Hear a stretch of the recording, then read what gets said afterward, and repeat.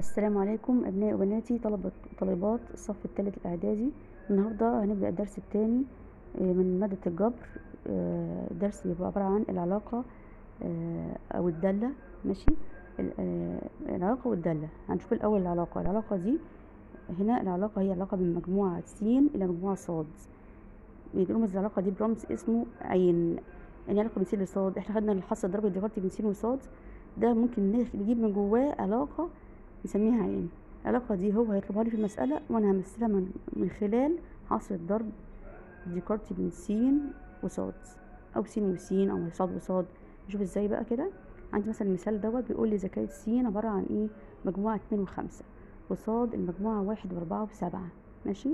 وكانت عين علاقة من س لصاد، يعني عندي هيبقى جزء من س في صاد.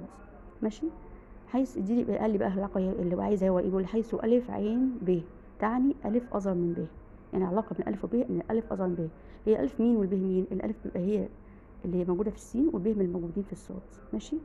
طيب احنا هنشوف اللي احنا كنا عملنا حصة ضرب الديكولتي، كنت هتلاقي 2 في 5 و2 في 4 و2 في 7 و5 في 1 و5 في 4 و5 في 7. طب الحاجات دي بقى ناخدها واحدة واحدة كده، مش لازم بقى نكتبها زي زمان بقى، احنا خلاص حفظنا وعرفنا نعمل ايه. احنا بقى نطلع العلاقة على طول. هنقول مثلا ادي 2 والواحد، 2 والواحد، هل الاتنين اصغر من الواحد؟ لا، يبقى دي لا تنتمي العين. طب نشوف الاتنين والاربعة، الاتنين اصغر من الاربعة، يبقى دي العلاقة دي تنتمي العين، او الجزئية دي تنتمي العين. طيب 2 اصغر من 7، يبقى 2 و7 اصغر من العين. طيب بالنسبة للخمسة، 5 والواحد، 5 مش اصغر من الواحد، يبقى 5 وواحد بتنتمي للعين. طيب 5 والأربعة، 5 مش أصغر من 4، 5 و4 مش لا تنتمي للعين.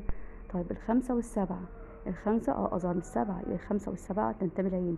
يبقى احنا دلوقتي هنفلتر بقى من العين دي، يفضل منها ايه بقى؟ يفضل منها الاتنين والأربعة والاتنين والسبعة والخمسة والسبعة، هم دول العلاقة اللي هو عايزها. طب نحطها ازاي؟ مخطط سامي، مخطط ديكارتي، أو مخطط بياني. مخطط السامي عادي بنرسم مستطيل فيه عناصر السين، مستطيل فيه عناصر الصاد. ادي عناصر السين 2 و5، عناصر الصاد 1 و4 و7. ونشوف بقى العلاقة اللي احنا عملناها دي عبارة عن ايه. 2 سهم يطلع من 2 ل4، ومن 2 ل7، ومن 5 ل7. ماشي. طب بالنسبة للمخطط البياني، بالنسبة للمخطط البياني، السين هحطها هنا في الأفقي والصاد في الرأسي. ماشي. ونحط النقط بقى، ادي 2 والأربعة اهي، نقطة هنا، 2 و5 نقطة هنا، و5 و7 نقطة هنا. خلصت مسألتنا على كده. تمام كده، بسيطة وسهلة خالص. نشوف بقى تاني في حاجة تانية. يقول لي ايه لو كان بقى عايز علاقة من س لس، يعني س ونفسها، يعني العلاقة عين تبقى جزئية من ايه؟ من س في س. نحصل ضرب ديكارت س في س. شوف هو يديني علاقة ايه وانا اشوف اطلع ايه اللي يمثل العلاقة دي.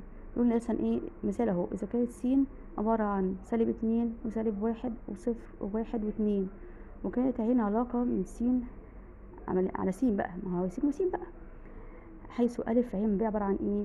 تعني أ معكوس جمعي، أ معكوس جمعي لعدد ب. ماشي. هنقعد بقى، احنا طبعا احنا عارفين ان احنا س في س، كأني عندي س مرتين، بنضرب الس في السين. ماشي. على طول ناخد بقى ايه معكوس الجمعي، اللي هي مرة من س هنا ومرة من س هنا معكوسها. يعني مثلا ادي -2 عكسها ايه؟ 2، وموجودة 2 عندي، 2 موجودين في السين.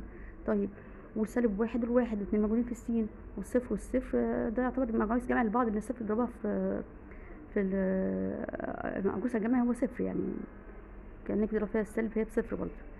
والواحد والناقص واحد، ماشي، وسالب 1 ده ايه؟ معكوس جمع لبعض، 2 في السين و2 وايه والسالب 2. ماشي.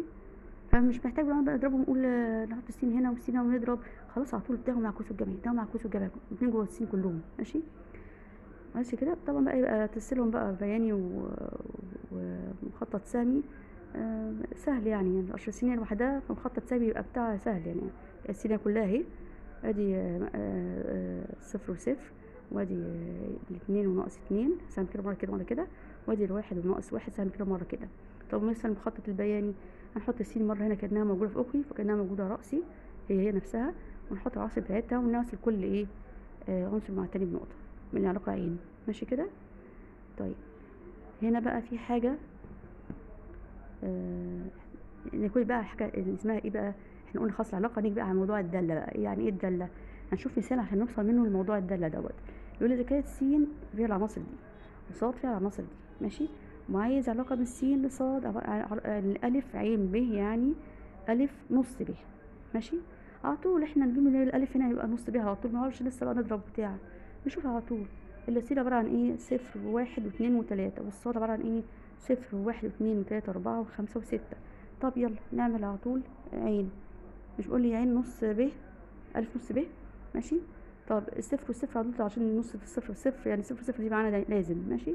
طيب والواحد والاتنين، ادي واحد نص اتنين من ب، من صاد، وادي اتنين من س نص أربعة من صاد، وادي تلاتة من س نص ستة من صاد. حاجة تاني؟ مفيش حاجة تاني. هنعمل بقى المخطط السهمي. ادي المستطيل س، مستطيل صاد، عناصر س واحد واتنين وتلاتة، عناصر صاد واحد اتنين وتلاتة أربعة خمسة ستة. نطلع بقى اللي بيمثل العلاقة. ادي صفر وصفر، ودي واحد واتنين، ودي تلاتة وستة، اتنين وأربعة، ودي تلاتة وستة. طيب وهنا مخطط البياني رأسي، هنحط هنا السين وأفقي، أفق قصدي هنا السين، ورأسي هنا الصاد. ادي بقى هنا نقول برضه صفر وصفر، هنا صفر وصفر، وادي واحد واتنين، وادي اتنين وأربعة، وادي تلاتة وستة، ماشي. خلص مسألتنا على كده. بس هنلاحظ حاجة بقى. هنلاحظ ايه؟ هو دي موضوع الدالة. لاحظنا ان كل عنصر من عناصر س ايه ارتبط بعنصر واحد من ايه؟ من صاد، ماشي. يعني لو حتى بص بيصلنا من ادي صفر وواحد واتنين وتلاتة، ماشي. كل عنصر من س طلع مرة واحدة، منه سهم مرة واحدة بس. لما يطلع منه سهم مرة واحدة بس، يبقى ده كده بقى ايه؟ يسميها العلاقة دي دالة أو تطبيق.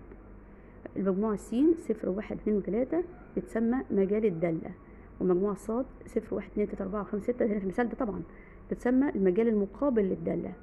طب المجموعة صفر واتنين وأربعة وستة دي مدى الدالة، ماشي. دي عبارة عن ايه؟ مدى الدالة. خلاص. طيب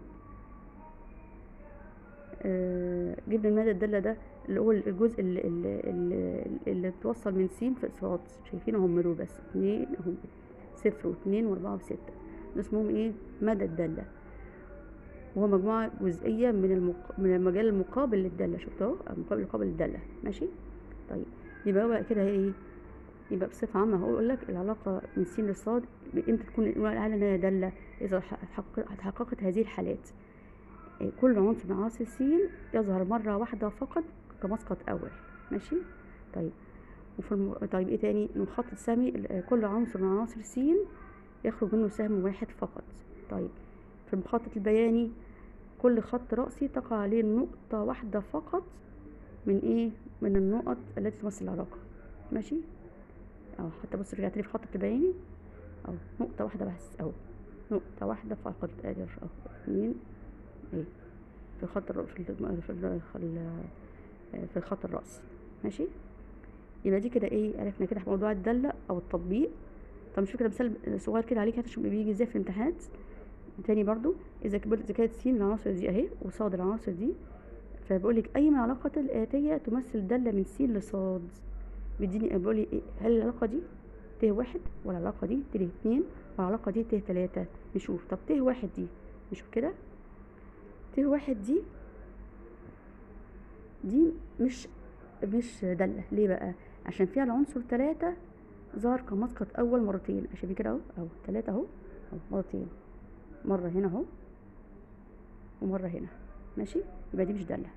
طب ايه تاني؟ العلاقة التانية دي، نشوف كده بقى، هل دي دالة ولا مش دالة؟ اهي التانية دي بيقول لي ليست دالة، عشان عنصر التلاتة اللي بينتمي س مش موجود أساسا في العلاقة، مش موجود. لكن لو دالة كان لازم يبقى موجود. طب أنا مش موجود، دي مش دالة. طب العلاقة الأخيرة دي دالة بقى، إن كل عنصر من عناصر س موجود هنا ايه؟ خط مسقط أول، أو كل عنصر من عناصر س موجود مرة واحدة كمسقط أول. بس ده نوع برضو من أنواع المسائل على ايه؟ على الدالة. وكده نكون انتهينا من الدرس الثاني من جبر. اتمنى اكون افدتكم، واي تعليقات عندكم على الشرح بتاعي يا ريت تقولوها في الكومنتات. ومتنسوش بقى اشتراك في قناتي و السلام عليكم ورحمة الله وبركاته، أبنائي وبناتي طلبة وطلبات الصف الثالث الإعدادي. شكرا، ما تنسوش الاشتراك. السلام عليكم.